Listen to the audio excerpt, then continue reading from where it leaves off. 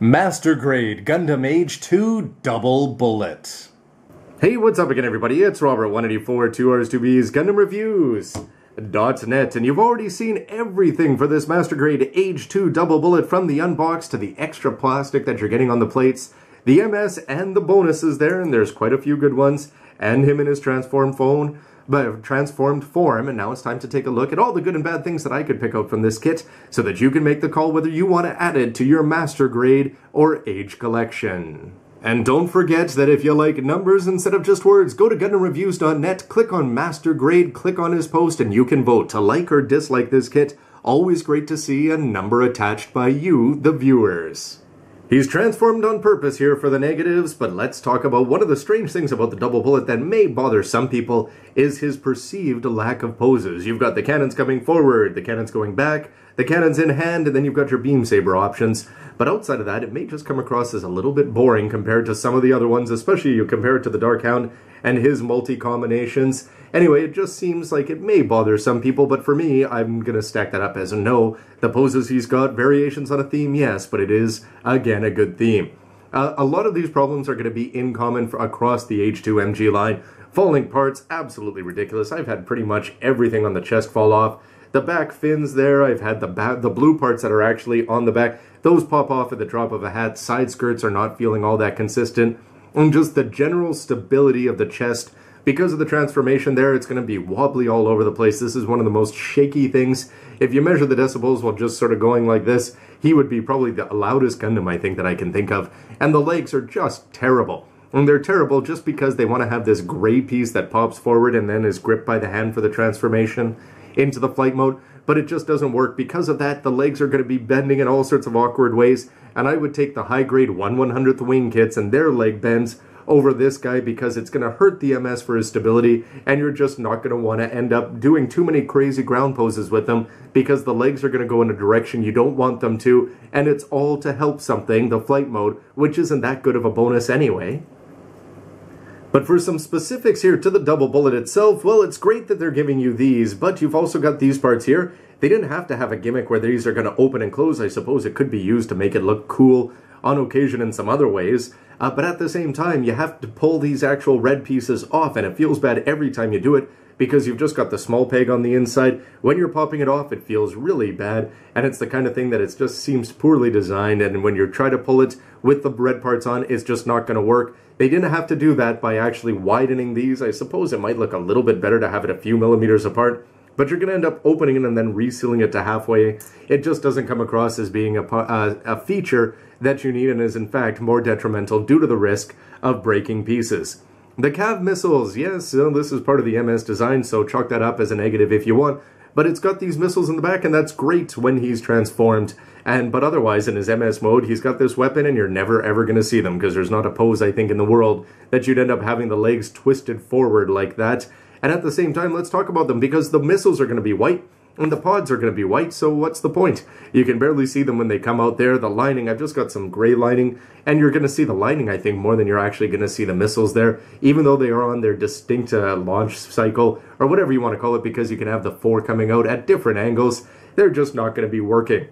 The big knocks, though, however, are going to focus on the transformation. Go check out my review of the Dark Hound if you want to hear more. Basically, the legs are just absolutely terrible in the MS mode and in transformed mode. The hips just do not work. The connection points don't work. Everything about the upper body is going to come across as, again, just a little bit wonky. But the transformation is not worth the hassle to get it there, because especially, the path to getting it transformed is terrible. And then when you get them there, well, what do you think of this? I think it looks pretty dull. If it's high grade and it takes you 3 seconds to do it, well, who cares? You try it once, and then you'll probably never do it again. But just having a boxy-looking Gundam there with the legs awkwardly, and the guns coming forward, yeah, the guns coming forward is a little bit cool. But if you want to think of a jet in space, then the normal is going to do a much better job because of the side binders and the Dodge rifle coming through like a nose cone. This guy, just boxy, dull, boring, and a pain to get him there. It's the kind of thing you'll never want to use it. But I think my biggest knock against this kit is just going to be the strange thing when you pick it up, it's in a big box. 4,200 yen, the same price as the Dark Hound or the normal. And you're going to be wondering, why do they put him in a big box besides the great cover art and showing off the effect parts there? but it just seems to be some poor design on Bandai's part. First of all, you're going to be getting 3 whole extra plates of plastic, and most of that is going to get wasted. And so we're getting a bigger box because Bandai didn't design their plates very well. And in some of the things you'd be like, hey, look, I've got these red parts here, I could put on some red shoulders. And they're basically going to be teasing you because the majority of the plates, all they did was chop off 1 or 2 key pieces, which is going to stop you from recreating the normal in red, while at the same time they're just giving you a whole bunch of wasted plastic that's just going to get thrown out anyway. But then let's get on to the biggest knock against this kit, and I don't think it's going to be applying to you because you, when you're putting this together, you're going to see right away that you can use these because they're giving you the key gray parts, the red parts, and the white parts, and you can have some fun with it, and you're going to be triggered, or you're going to be clued in the minute that you see that there are these swappable covers there for the shoulders. However, for somebody, Gundam Age is designed for kids, and it's designed primarily to get kids to go with the advanced grade, step up to high grade, and hey, why not trade in my gauging builders and pick up a master grade? And when you look around the box, they're not showing you off that you can build this double bullet normal.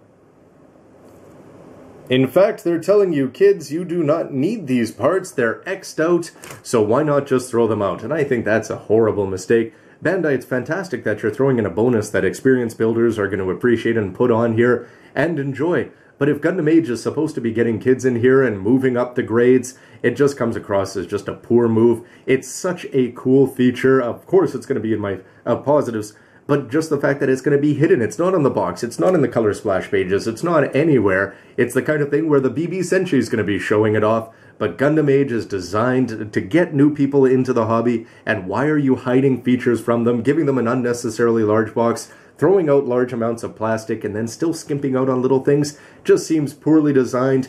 You can take advantage of them, but for Bandai's target demographic, it just seems like a huge opportunity squandered. Yes, it wasn't canon, yes, it wasn't animated, but why not show it off once so that kids can figure it out and not just go, why am I wasting all this plastic, as they go and throw it out on the right day. Now after that rant, you might be forgiven for saying, but are there any positives whatever? And yes, there's tons of positives. So let's start at the bottom. First of all, I think the red feet look great, and then when you have these legs here, tons of gray poking through, I think that they look boxy, they look different, they set themselves apart from both the normal and the Dark Hound in terms of the shoulder mechanisms and just the general blockiness, and I think that looks fantastic. Putting together the chest and the waist, it didn't feel repetitive, even though it is the 3rd time there. And the shoulders themselves, first of all, those red cuffs, I'm a big fan of them. But the shoulders, I think this is where this guy really sets himself apart. They feel master grade quality. I only had problems with weight once there. Again, gray parts protruding in all the right places there. The double ball joints, it may seem a little bit limiting at first in terms of the amount of the range of motion, but so far no issues whatsoever. And the fact that you've got, again, gray parts protruding in all the right places there, the white cap at the top, the red parts are looking good, and then just the fact that you've got these rifles. Yeah, a little bit plain, but they're still going to look pretty good when they're in hand. And the fact that they've got the 2 positions, the inside one and the outside one, is going to serve it well in MS or in flight mode. Not to mention the fact that for the high grade, I was always just swapping in regular old beam sabers there, and they had to be attached into the DODS itself. The fact that he's got these 2 simple plates there is just an absolute bonus, and this is the kind of reason why I'd pick up the Master Grade, just for the ability to give him 2 beam sabers there and those. And let's talk about the beam sabers, because you've got the large ones and the small ones there, so you've got tons of different options. Put in 2 in each handle if you want. You could have them with 6 in total, and then just combine it with an overall great MS design for that waist and the chest. Everything about it is looking cool, and the combination of the 3, this guy being with the red dominant to go along with the blue dominant for the normal, I think they're a great offset.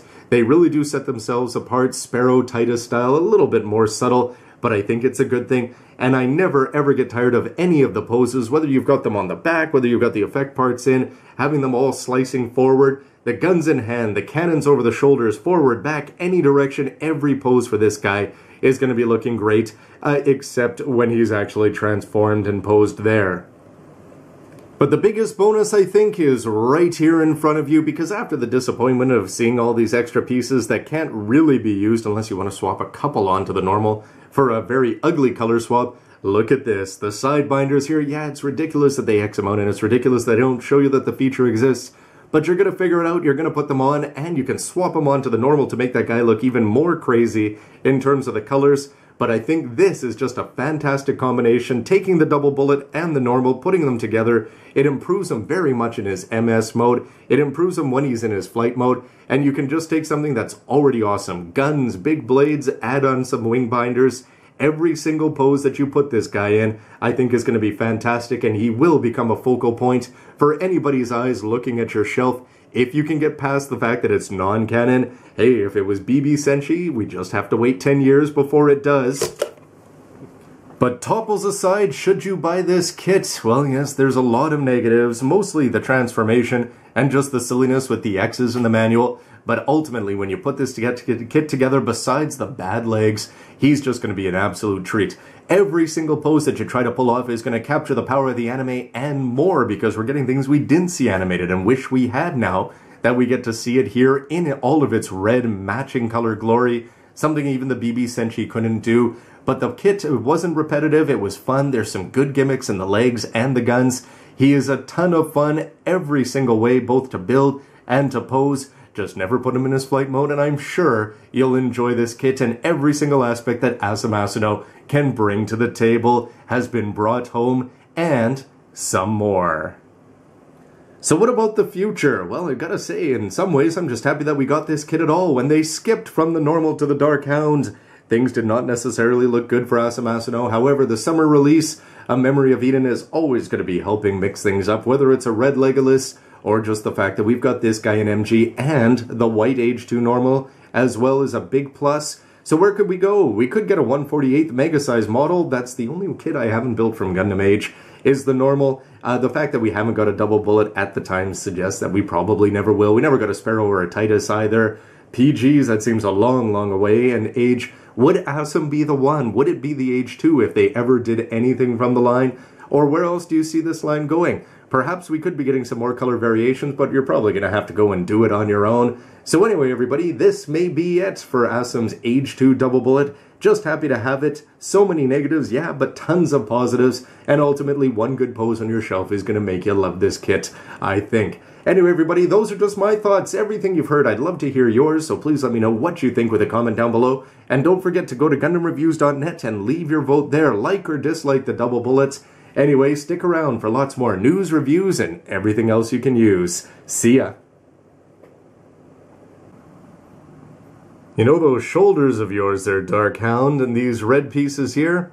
You know, somebody out there is going to go and try to figure out the coolest way to turn all three of us into one Gundam.